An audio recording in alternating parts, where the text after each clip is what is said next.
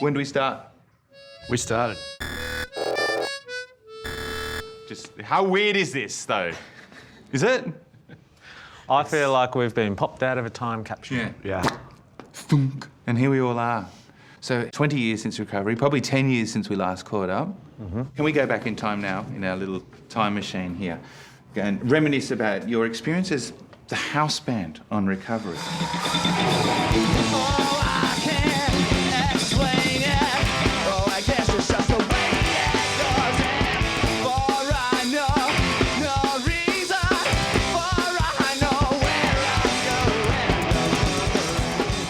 You guys did that before hitting more of a big time for the living end, wasn't it? Yeah, it was actually. And I think, if I remember this rightly, it would be kind of like, right, we need like 10 or 12 little 30-second sort of segments.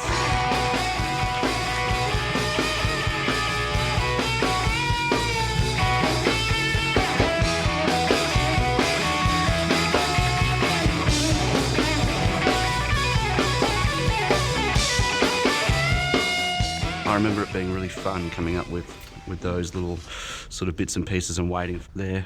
Yeah, and someone's waving their arms. And then it's everything. And then it's sorry, we're not excluding you here, but you weren't there then. So. I wasn't in the band at the time, but I was in another house band. Yes, you were. There was a band at the time called Atomic that I was, in, and we were desperate to get ahead, and then getting house band duty on recovery was like, we've done it. We're on national television. Look at you now. We're so stoked, Yeah.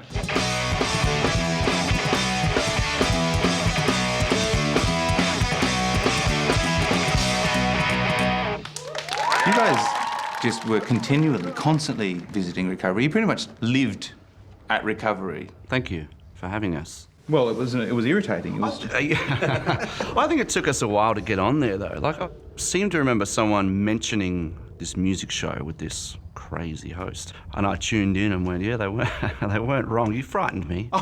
Still do. You are here. We finally found it. We've come a long way, all the way to Rosebud. Let's talk about your very brave lunchtime performance at Rosebud High School, 1997. Were you ever in fear for your safety from that performance? It was pretty crazy, wasn't it? The audience were wild. There was a lot of stage diving going on. You stage dived. Did I? Yep. Yeah, you stage dived at the end, I remember. That's very irresponsible. Imagine jumping Stage onto diving. school children as an adult these days. From a stage. You'd be locked up. Yeah. Absolutely.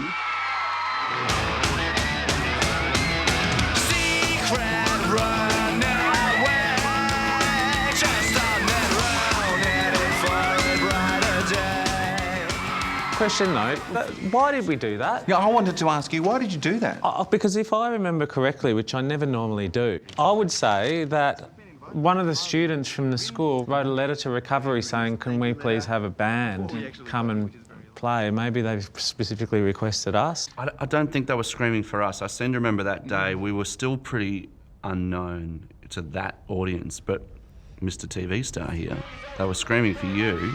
Maybe they were screaming, get off me. They were screaming at us all, yes. Like, we hadn't sort of had any massive radio player or anything but by that point, I don't think. But I think it was the excitement of the TV cameras and the whole bit. It was also a sign of the times, though. Kids loved things like that. Kids used to go to gigs on the weekend. There was always all ages shows happening, whether it was the Pushover or whether it was some band Blue playing. Light.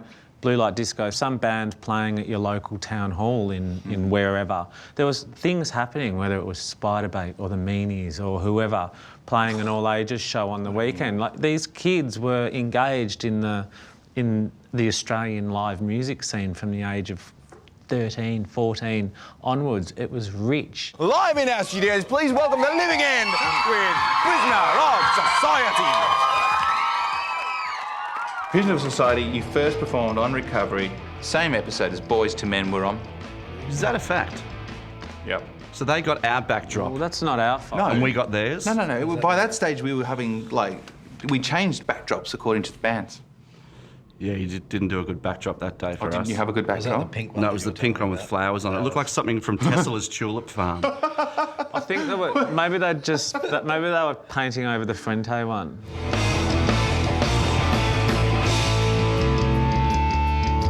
Anyway, it's okay. Oh, really? I didn't know that bands had issues It's with our okay. backdrop. I thought you all liked our backdrops. They were- We did, except for that one. Generally, they were amazing, yeah. Yeah.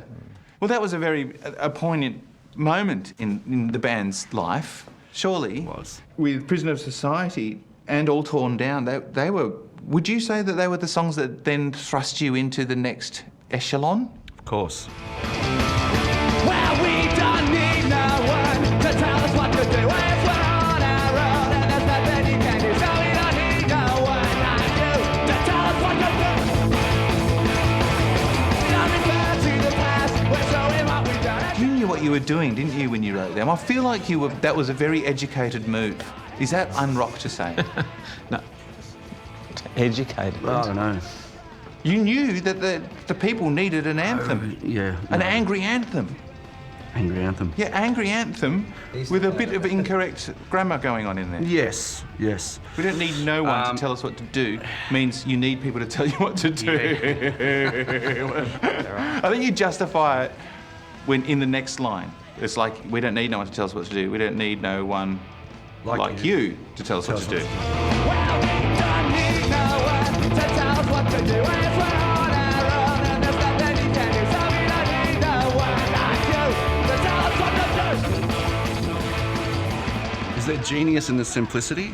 Yes, not. there's genius in the Yes. whole idea behind Yes, the yes, song thank you. because we needed an anthem. Well, we did. And you gave it to us. And it did. wasn't dilly-dallying around with metaphors and hidden meanings. It was straight just- to the point.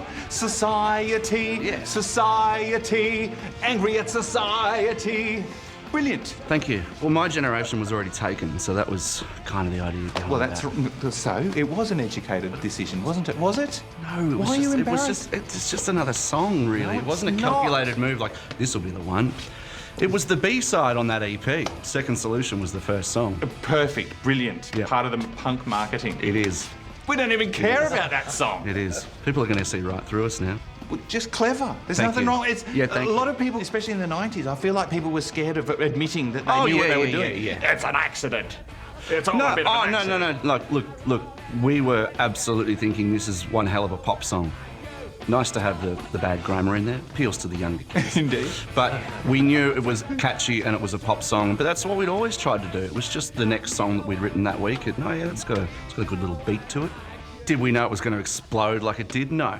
It was no accident, but Thank you we had for being the honest one, Scott. we had a taste in rockabilly music and punk music basically when we were 20 years old. Back in those days, that was pretty much all we really knew and cared existed in the musical world. We just thought, if we be the band that we've always wished existed, if we be that for ourselves, then aren't other people going to like that? And we just thought that's what you do. That's what our peers have done, or the bands that we idolise have done. So that's what you do. So it wasn't an accident that we wrote songs like Prisoner of Society and Second Solution and All Torn Down and all these kind of tunes. It wasn't an accident. We were doing it because we were trying to show people, hey, check this out. This works. That's unreal. And this is epic. Yeah. So we did it because we thought if we do that, then we'll be able to play at the Iview.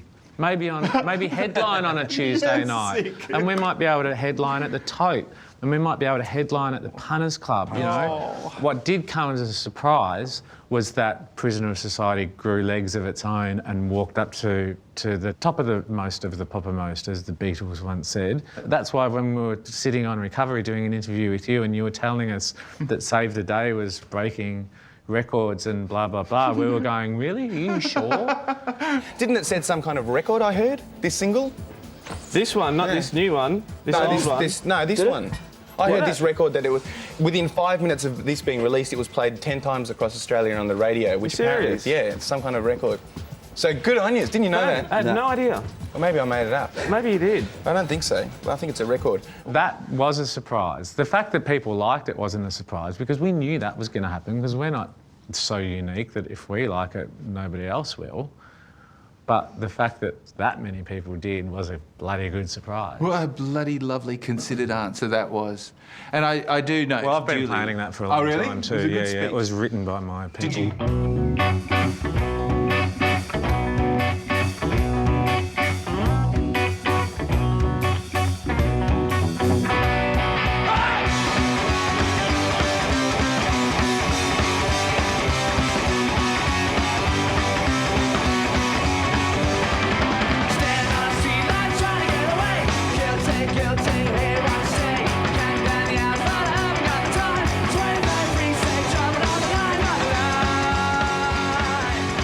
What's the band doing now? What are you doing?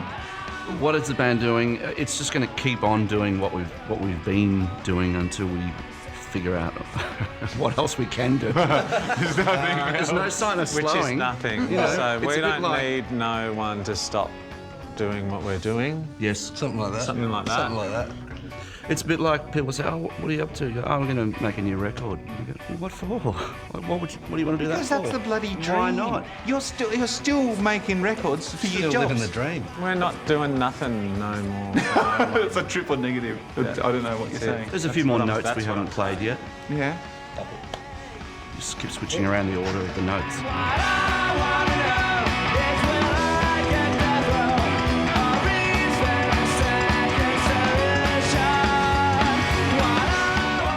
I think we're learning how to enjoy what we do even more now, if that makes any sense at all. Are you appreciating it because at the Maybe. time you were just like almost taking it for granted a bit, like I was on that recovery show? I thought that was life. We weren't taking it for granted, we were just busy doing it. We were taking it seriously, maybe too seriously, who knows. But maybe that's what we're doing now. We're still taking it seriously, but we've learned how to lighten up a little bit, but not lighten up so much that it's going to disappear if we don't take it seriously enough. Is it a different world? Yes, it is. How is it different? Well, we're not new and exciting anymore. We were new and exciting when we were new and exciting, and now there's new and exciting Well, you're exciting. stuff. And old. But we're of a different vintage, aren't we? Wise. Learned. Learned. That's the thing. We've got age on our side now. We've got wisdom, and we've got understanding, and we've got like a bit more consciousness. Not like woo-woo consciousness. I mean, we know what we do well because we have years of experience doing it. We're not experimenting with novelty anymore. Yeah. We know what we do, and we can do it quite well because we haven't stopped doing it. We have that kind of consciousness. You're the wisest member of the group. Did you know? Do you realise? I know, because but that is bullshit. Oh, can you announce it then? Come on. We want to nominate the Living End for a... Hey! Fly! Chris, you said that you were having a look at the interviews that we attempted to do back in the olden days, but for some reason, Chris, you won't watch the performances. Nah. Why? The interviews were great. I found them amusing, but I could not watch the performances just because we're just so much better as a band now. People would argue with that. But I look at those early performances and it's horrible. It's like looking back at an old photo album from when you were... Your formal photos? Yeah. So, no, it's just not... I don't want to put a dampener on it at this late hour, but I find it very, very difficult to watch because it was of its time, it was a moment, and we were on a mission.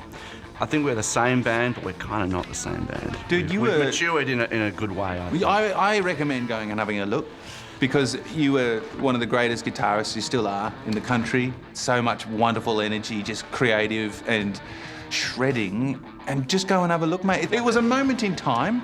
Be proud. All right, I will.